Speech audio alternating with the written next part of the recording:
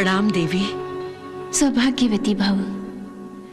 देवी वसुंधरा, मैं तुम्हारी भक्ति से अति प्रसन्न हूं। तुमने भक्ति और पतिव्रता के नियमों का जो पालन किया है, उससे मुझे अनंत आनंद प्राप्त हुआ है। ये मेरा सौभाग्य है देवी। और तुमने स्वयं भूखा रहकर चावल का जो आधा दाना मुझे अर्पित किया था, मैं उसके बदले यदि सारा संसार भी तुम्हें दे दूं तो उसका मोल पूरा नहीं होगा। इसलिए उस चावल के आधे दाने का मोल मैं तुम्हें उस समय दूंगी जब तुम इस नाशवान मृत्युलोक को छोड़कर हमारे लोक में पधारोगी। फिर भी जब तक तुम इस धरती पर हो, मैं तुम्हें एक अनुपम उपहार देना चाहती हूं। मैं तो आपके दर्शन से ही धन्य हो गई माता। त्रिलोकीनाथ ने तुम्हें और तुम्हारे परिवार को संसारी संपदा से निहाल कर दिया है, परंतु एक वस्तु की कमी अब भी रह गई है। कमी? अब कैसी कमी? एक ऐसी वस्तु की कमी जिसका महत्व एक औरत के लिए सबसे अधिक होता है। एक स्त्री के जीवन में सबसे अधिक महत्वपूर्ण है उसके पति का प्रेम, उसके पति का विश्वास। और आपकी दया से ये दोनों सुख मुझे प्राप्त हैं। इससे अधिक बढ़कर और महत्व की वस्तु क्या हो सकती है? वही जो उसके पति का प्यार पाने के लिए सबसे अधिक आवश्यक होती है।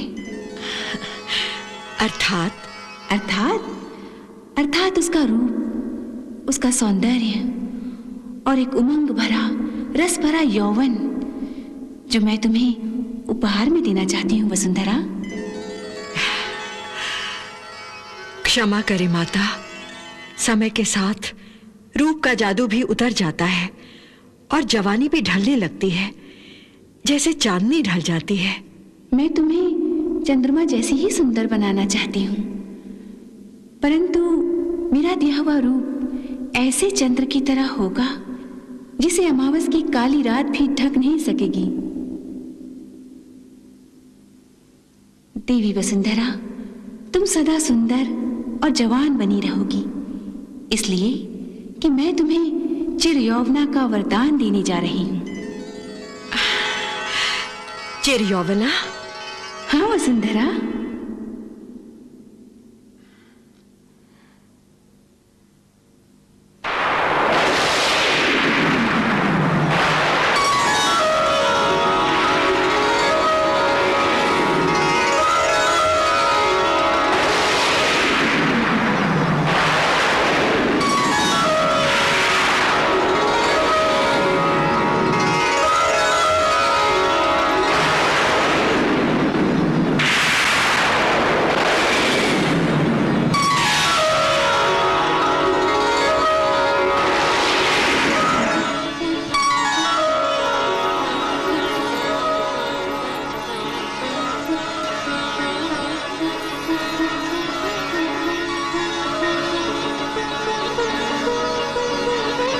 धन्यवाद माता, आपके इस अनुपम उपहार से मेरे जीवन की बगिया में फिर बाहर आ गई।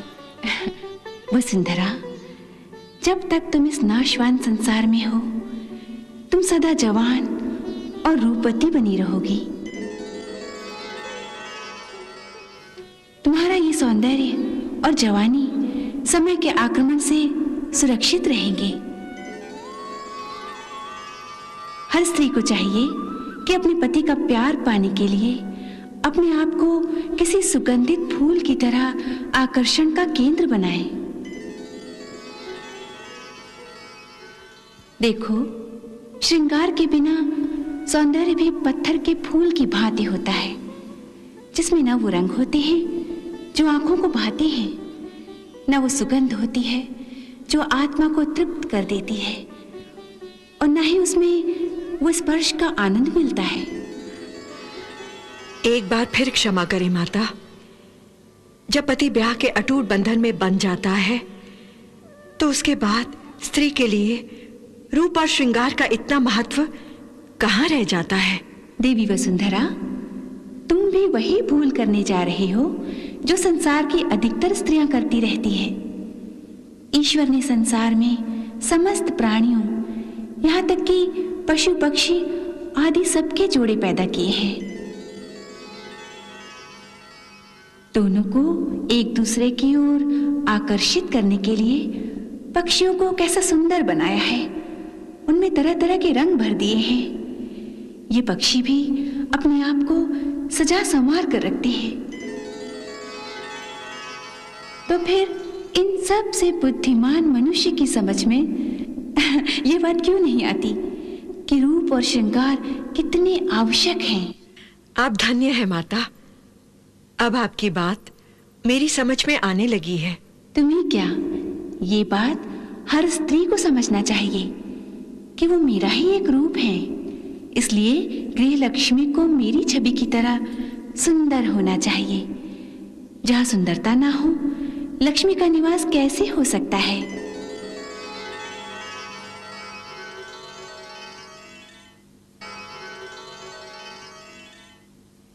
देवी वसुंधरा, ये बात भी याद रहे कि सौंदर्य, आकर्षण और प्रेम इस संसार को चलाने के 3 मूल आधार हैं।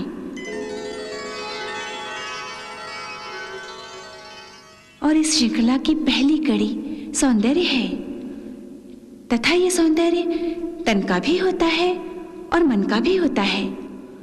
मन का सौंदर्य तो तुम्हारे पास है, और मैं तन का सौंदर्य तुम्हें देकर जा रही हूं। इसे श्रृंगार रस से सजाना और अपने पति का प्यार पाना। तथास्तु।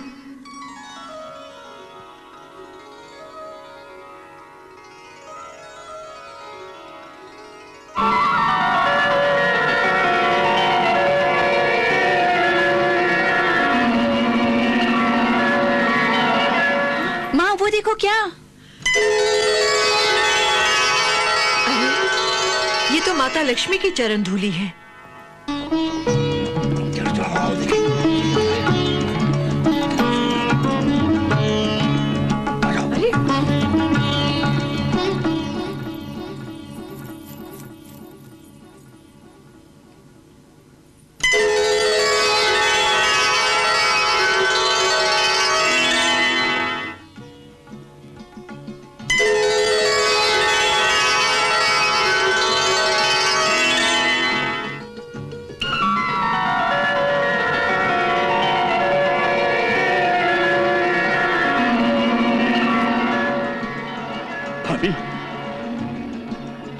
भाभी जी,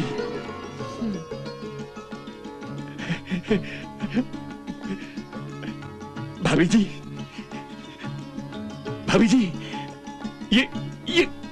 ये कैसा तेज था। ये कैसी रोशनी थी। लगता था कि सैकड़ों सूर्य इस घर में अपना तेज फैला रहे हैं। सारे गांववासी आपका धन्यवाद करने आए हैं।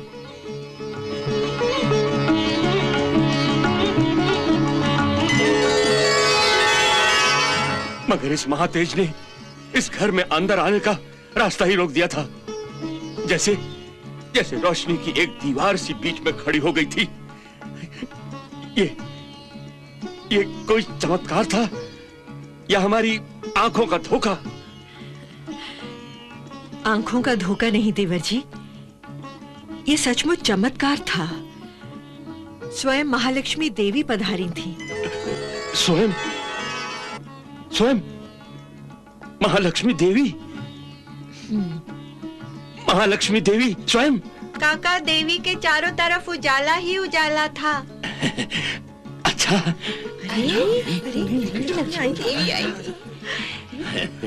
काका, देवी के 4 हाथ थे। 4 हाथ? वो देखो काका।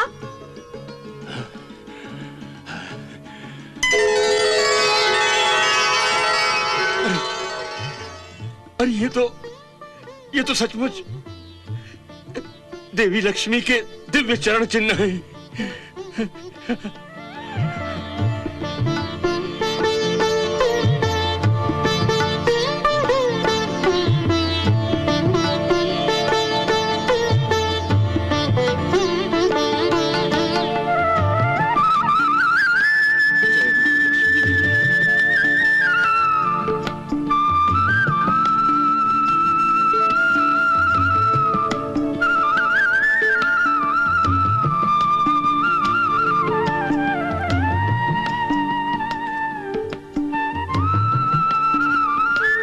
सुंदरा, तुम तो कोई देवी हो, हम सबका प्रणाम स्वीकार करो।